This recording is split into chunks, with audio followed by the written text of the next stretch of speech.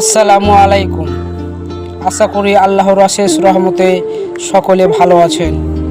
প্রতিবারের মতো আবারও একটি ইসলামিক প্রশ্ন নিয়ে উপস্থিত হলাম। হজরত মুহাম্মদ মুস্তাফা সাল্লাল্লাহু আলাইহি সাল্লামের চাচা কজন ছিলেন এবং তার চাচাদের নামগুলো কি কি? হজরত মুহাম্মদ মুস্তাফা সাল্লাল্লাহু আলাইহি সাল্লামের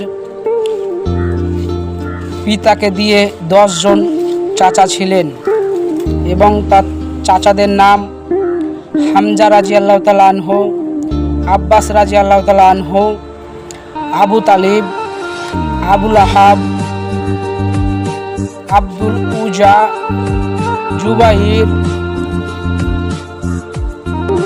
জিরার, মুকাউমিন, মুগিরা, গিদাক এবং 10 নম্বরে হচ্ছে হযরত মুহাম্মদ মুস্তাফা সাল্লাল্লাহু আলাইহি সাল্লামের পিতা।